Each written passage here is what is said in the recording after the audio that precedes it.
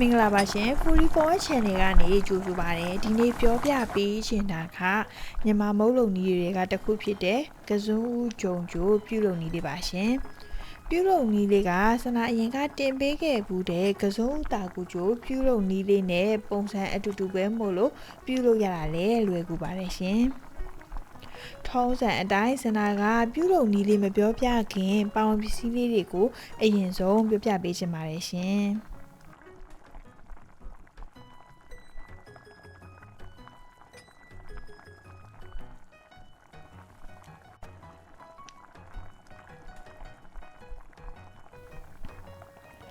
ပါဝင်ပစ္စည်းလေးတွေကဂျုံစေးဖို့ပြီးသားတပူကစွန်းဦး25ချက်သားတာကူစံချိန်ခွက်နဲ့တခွက်ထင်ရက်25ချက်သားပါရှင်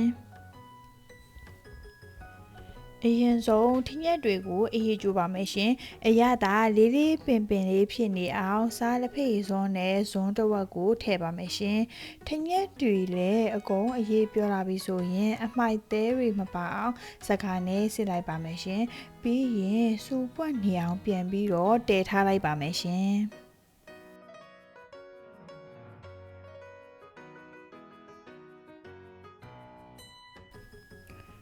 ထညက်ရည်တည်ထားတဲ့အချိန်မှာဂျုံစီတွေကိုတည်တည်ချာချာထက်ခါရေးဆေးပါမယ်ရှင်။သုံးလေးကရေးဆေးပြီးလို့ရေလဲကြည်လာပြီဆိုရင်ရပါပြီရှင်။ထညက်ရည်တွေလည်းစူပွက်လာပြီဆိုရင်ဆေးထားတဲ့ဂျုံစီတွေကိုရောပြီးတော့ထည့်လိုက်ပါမယ်ရှင်။ဂျုံစီကြိုထားတဲ့အချိန်မှာကစွန်းဦးတွေကိုခွာပြီးတော့အနေတော်လေးတွေတီးထားပါမယ်ရှင်။အကုန်လုံးနှီးပြီးပြီဆိုရင်ရေးတည်တည်ချာချာဆေးပြီးတော့ရေးစစ်ထားပါမယ်ရှင်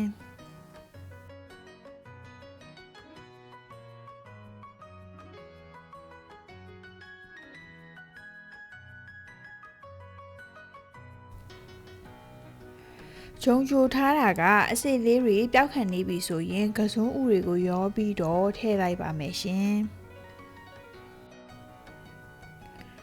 အချိန်တော်ကြာကြိုပြီးလို့ဂျုံစိတ်လေးတွေလည်းနူးကစွန်းဦးလေးတွေလည်းနူးလာပြီဆိုရင်တော့နောက်ဆုံးတောက်ကူးစီးတွေကိုရောပြီးတော့ထည့်လိုက်ပါမယ်ရှင်ပြီးရင်မိဘပိတ်ထားပြီးတော့သူ့ဘူရှင်လေးနဲ့သူတောက်ကူမျက်စံလေးတွေပျောက်သွားအောင်ထားလိုက်ပါမယ်ရှင်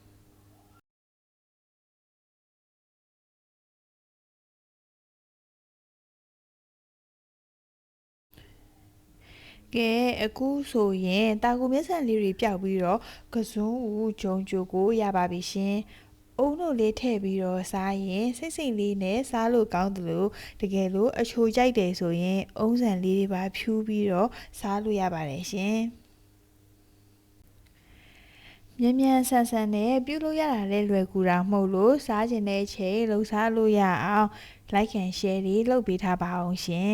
အဆုံးထိကြည့်ရှုပေးတဲ့အတွက်လည်းအရန်ကိုကျေးဇူးတင်ပါတယ်ရှင်မတူညီတဲ့မဟုတ်လုံနီးဟင်းချန်ဒီဗီဒီယိုလေးတွေအတွက်44 channel လေးကိုလည်း subscribe လုပ်ပြီးတော့ခေါင်းလောင်းလေးကိုလည်းနှိပ်ပေးထားပါအောင်ရှင်ကျေးဇူးတင်ပါတယ်ရှင်